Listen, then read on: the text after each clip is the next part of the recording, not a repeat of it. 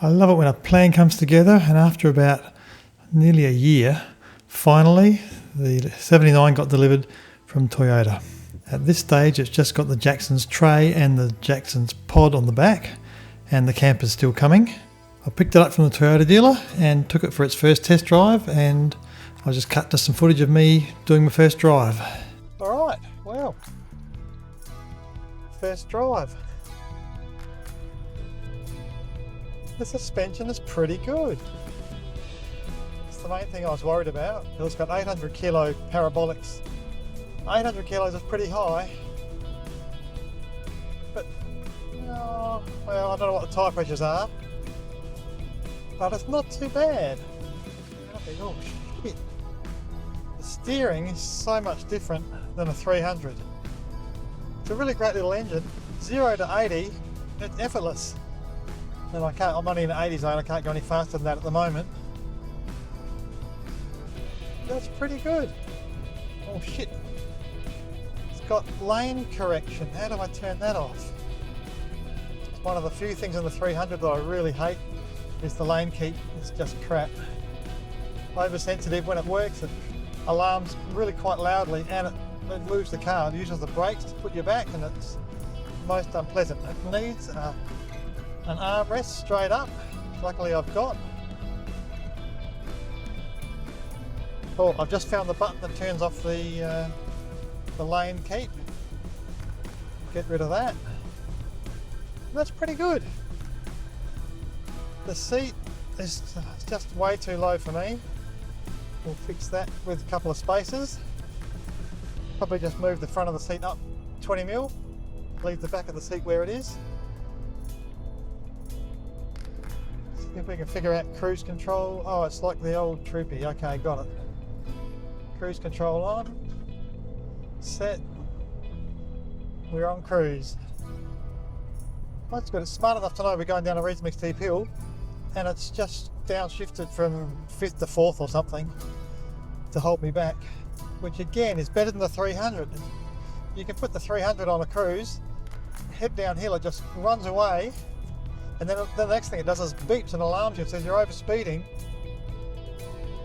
Yeah, look, it's all pretty familiar. It's much the same as the Troopy, except no manual gearbox, obviously. And I can't remember the Troopy needing so many turns to get it around the corner. My God! But overall, the main thing I'm happy with is the rear suspension. I thought the 800 kilo parabolics were going to be a shocker, but it's pretty good. I think they'll probably have Toyota tyre pressures like 40 psi, so we'll drop them back to 30, 32. And with the different rims on, I think we'll make it more comfortable. Yeah, look, it doesn't have such a good sound as the V8. No getting away from it. There we go, first drive done. Now the fun begins. I'll just do a bit of a quick walk around using some photos, starting with the tray. And it's a beautifully made tray. The welding is fantastic. I mean, I can weld, I do farmer TIG welding, but this is like proper professional welding. Very, very nice. All the fittings are stainless steel.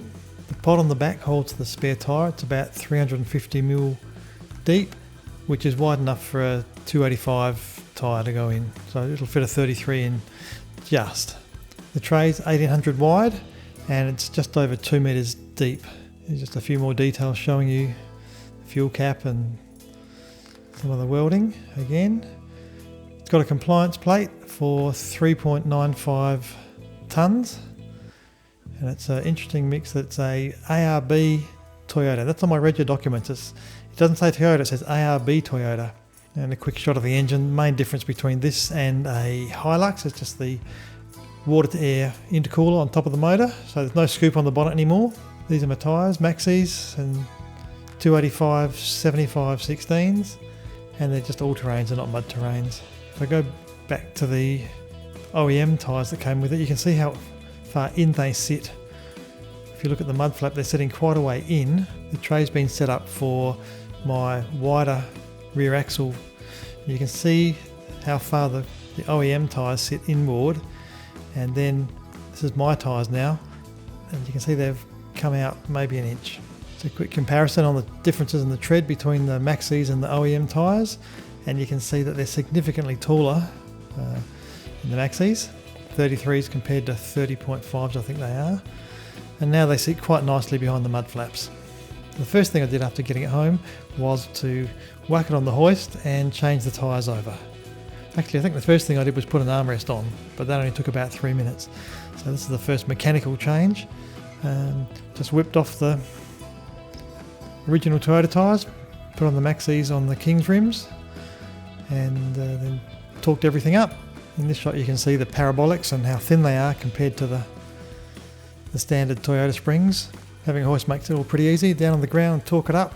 New tyres have got TPMS internal sensors, so I've got a little gauge on the dashboard to see how much air's in each tyre, and will warn me if I've got a flat. And this is what it looks like now coming out of the shed with the new tyres on. It looks a whole lot happier and a bit more balanced with these tyres on than the factory tyres.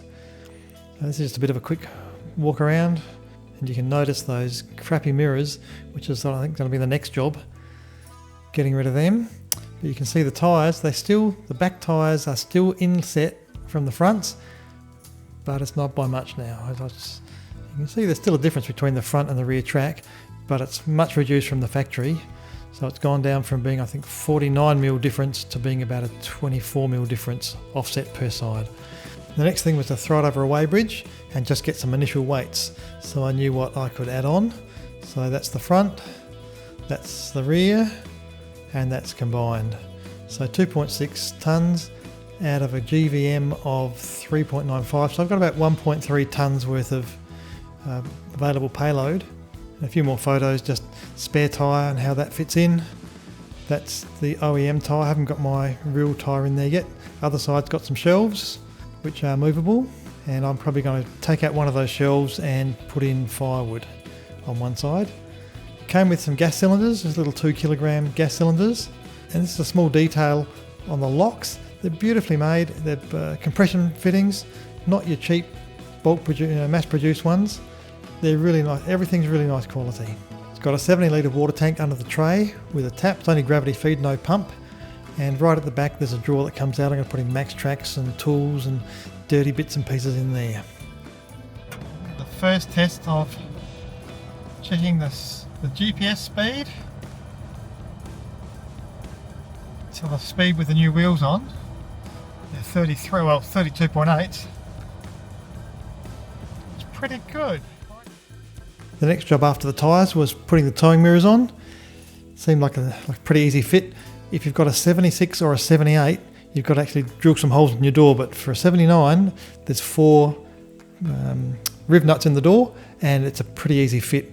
You just pull off the old mirror, there's 4 bolts to undo, and the bolts on the MSA mirrors match up 100% to the studs in the door. It doesn't take much, even if you're a beginner you'll get that job done. It's pretty easy. The other option I could have put on there was clear views, but my brother Peter, he's had both. He recommends the MSAs, so I just use the MSAs. The last couple of things, I replaced the cheap nasty factory speakers with some not much better Pioneers. Sounds somewhat improved. It's still not great.